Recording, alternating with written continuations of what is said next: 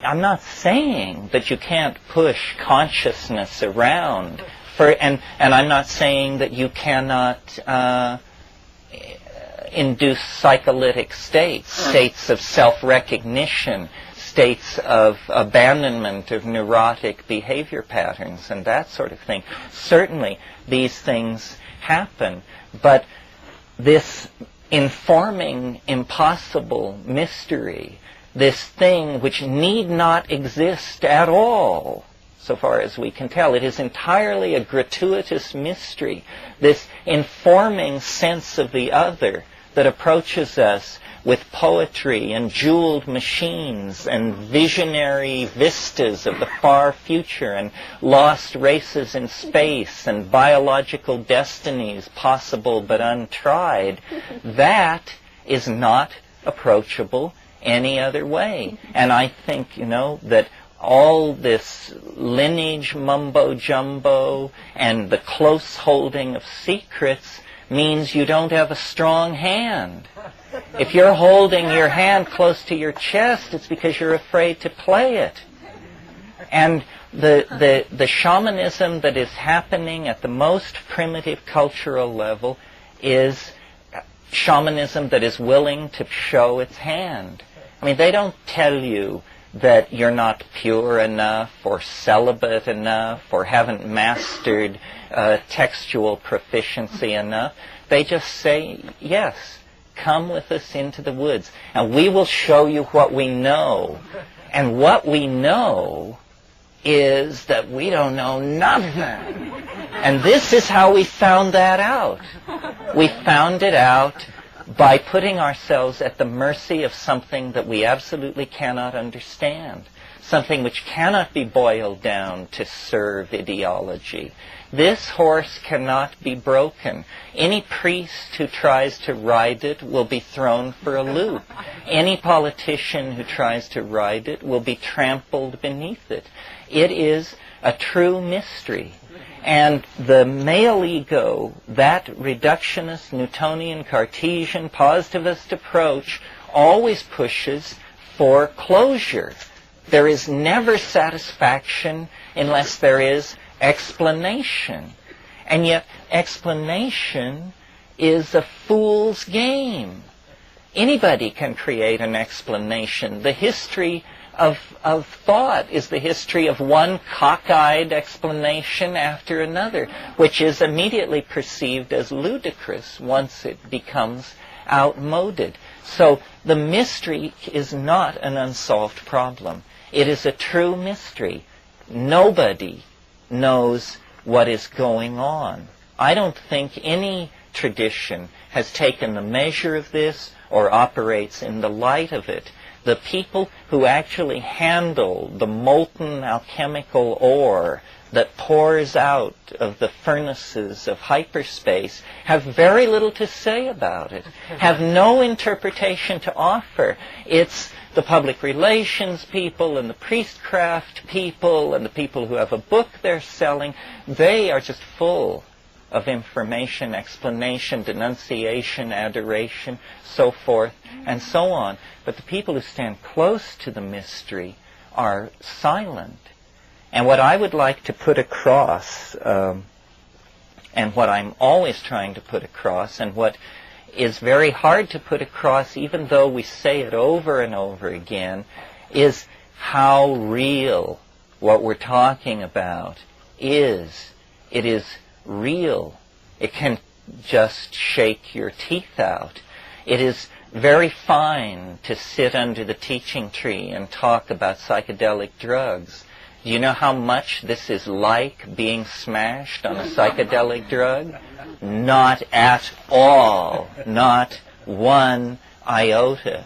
Because what is required in the actual confrontation of the thing is that all this theory, all this tradition, all this self-examination is brought in to the focus of the moment. It is existentially real. You are being tried and you are being tested by a thing and an agency that you cannot know.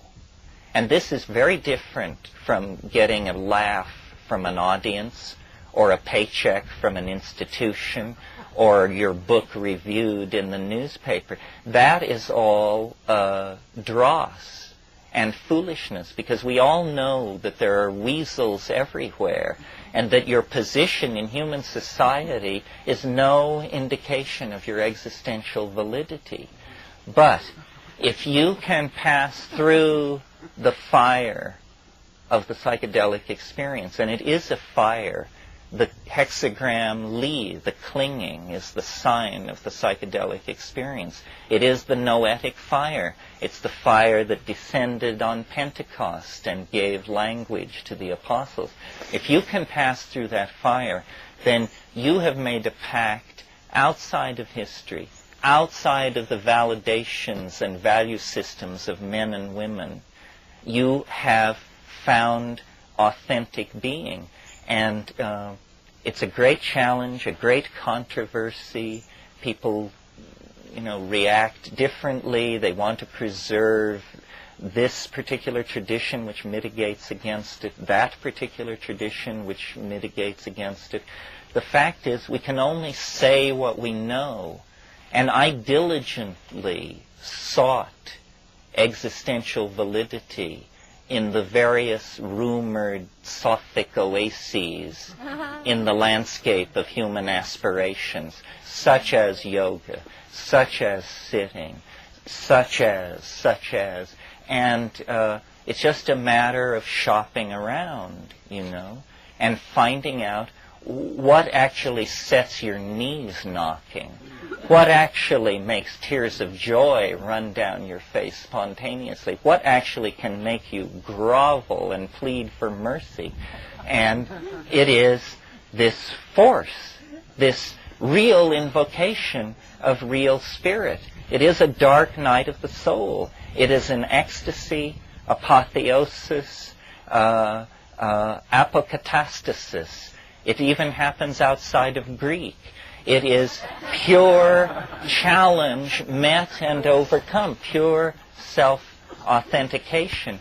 And in a world where we are just buffeted, used, set against one another, misled, misconstrued, lied to, and controlled, nevertheless, you can just push between the tents of Carnival Row and walk out into the woods, and there you find the spiritual life waiting. There you find the limpid Sophic waters of the Tao that were always there.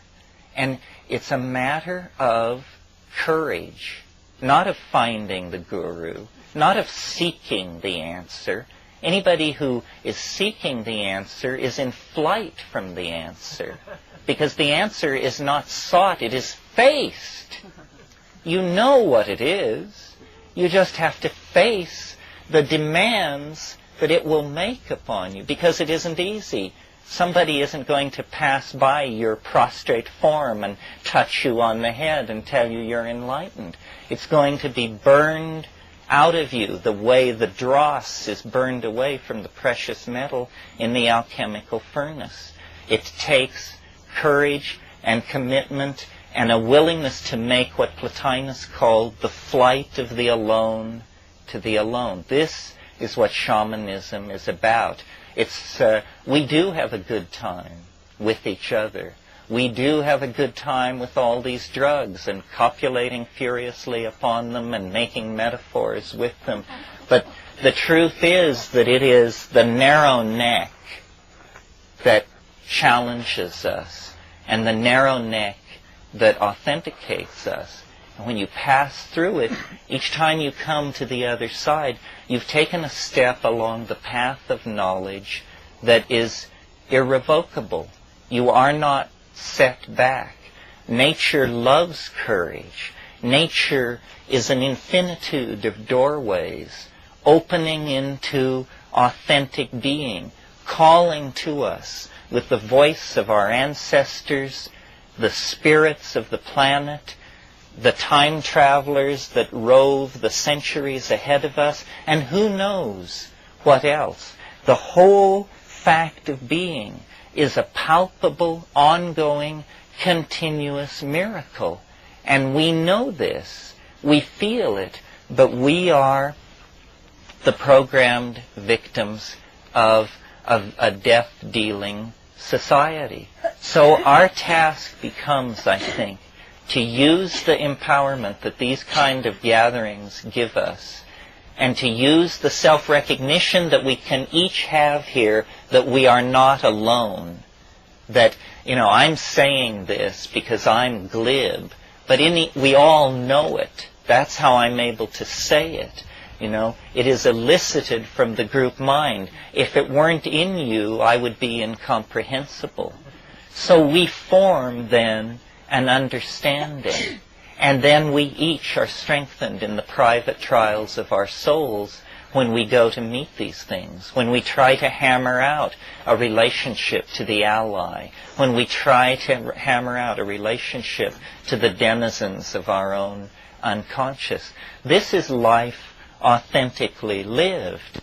And I'm sure that you're probably like me in that you come to these kind of gathering points from a much more mundane life, a life of a scramble for sustenance and whatever career mongering we're all doing. I mean, very few of us have a chance to keep the white-hot image of ourselves as a skywalker in front of us. But nevertheless, this is the fact. This is the internal myth that drives us and delivers knowledge and delivers authentic being. And it takes a very, very small number of people to make a change, especially when the change is not resisted.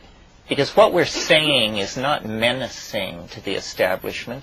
It's utterly incomprehensible to the establishment.